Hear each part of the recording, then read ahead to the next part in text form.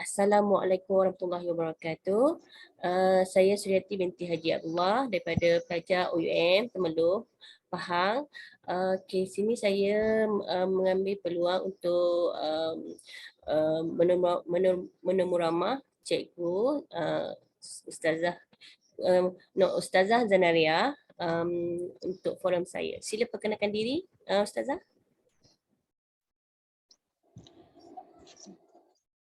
Saya Silakan. Zanariah binti Dolah. Mengajar di Sekolah Agama Negara Gemencih.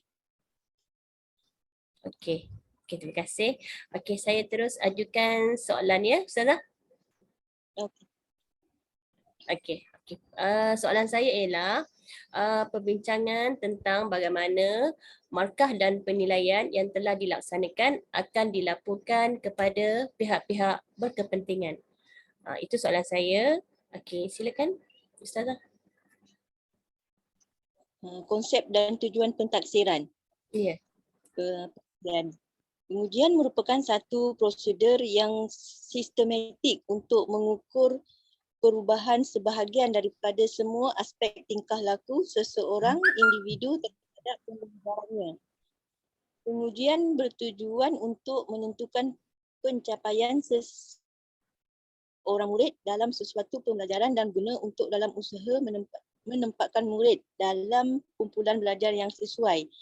Pengujian dapat dilaksanakan dengan cara mengadakan pemerhatian, ujian bertulis atau ujian lisan.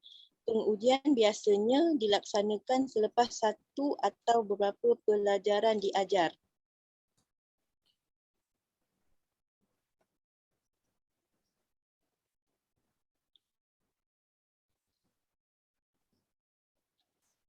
Amat berguna untuk pengelasan, pensijilan dan penempatan murid dalam jurusan yang sesuai. Pengukuran dilakukan setelah ujian bertulis iaitu mulai dengan pengiraan markah. Biasanya pengukuran diadakan selepas beberapa pelajaran dilaksanakan. Penilaian. Penilaian merupakan proses memperoleh maklumat dan menggunanya untuk membuat keputusan. Penilaian bertujuan untuk memberi maklumat tentang pencapaian murid, objektif pembelajaran, kaedah mengajar dan pelaksanaan kurikulum. Penilaian berguna untuk membaiki rancangan mengajar, kurikulum, pengesanan punca kelemahan dan membuat ramalan.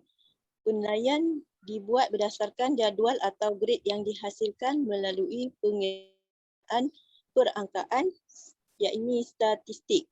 Penilaian boleh dilakukan sebelum, semasa dan selepas satu atau beberapa pelajaran.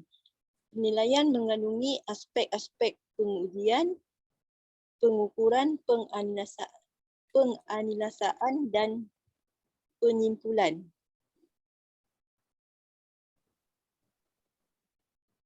Pentaksiran. Pentaksiran merupakan satu proses untuk mendapat maklumat tentang prestasi pelajar dan seterusnya membuat penghakiman tentang produk sesuatu proses pendidikan. Dalam konteks pendidikan, pentaksiran adalah proses untuk mendapatkan gambaran tentang prestasi pelajar dalam pembelajaran. Tujuan pentaksiran. Pelaporan pencapaian. Pentaksiran memberi maklumat balas kepada guru dan pelajar.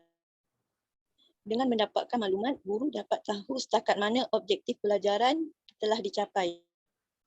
Guru juga dapat menentukan kemajuan dan prestasi pelajar dalam pembelajaran.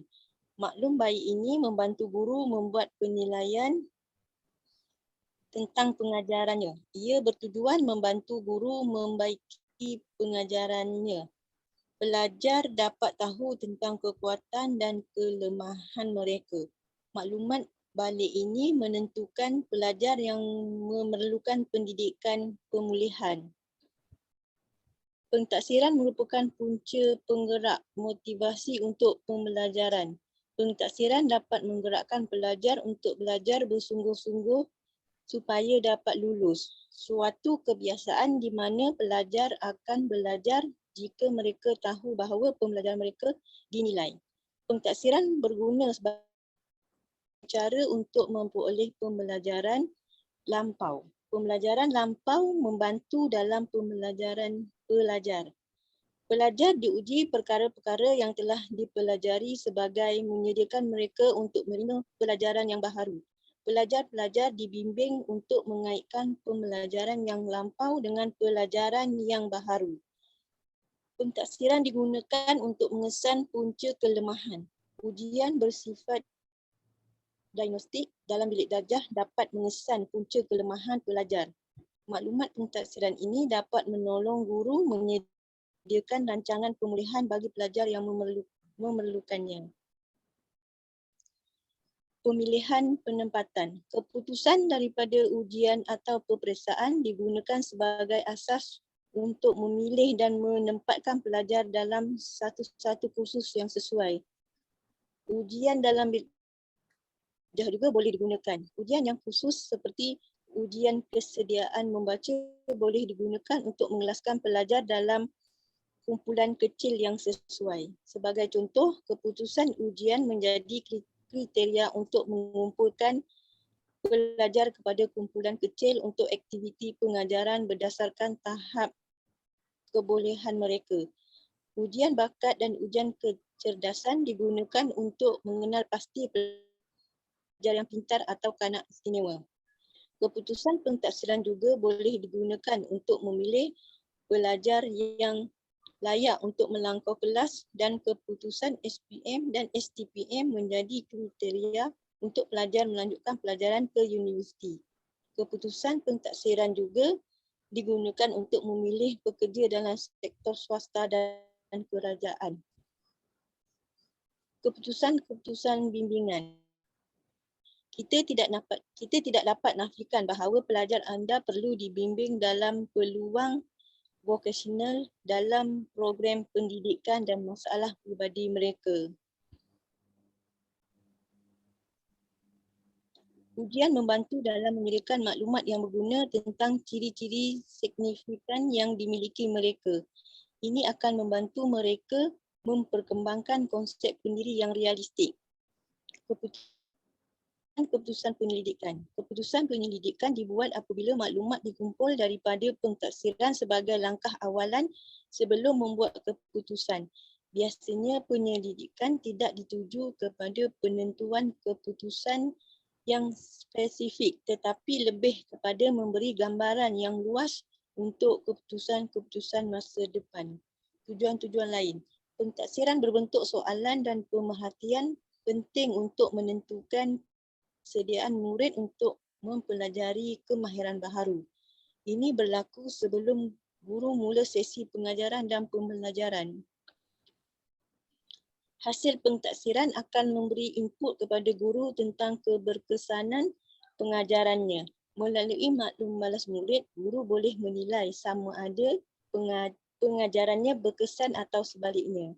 Pentaksiran guru bertujuan memberi maklum balas tentang kemajuan dan pencapaian murid kepada ibu bapa dalam mata pelajaran dan aspek sahsiah. Ibu bapa boleh mengambil tindakan sewajarnya terhadap pencapaian anak-anak mereka.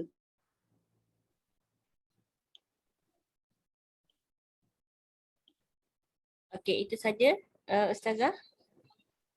Ya. Okey. Okey, terima kasih Ustazah di atas penerangan tadi dan sudi apa ni? Join forum saya ini. Terima kasih ya. Okey, moga di lain masa kita bertemu lagi Ustazah. InsyaAllah. InsyaAllah. Okey, terima kasih Ustazah. Kita jumpa lagi. Assalamualaikum. Waalaikumsalam.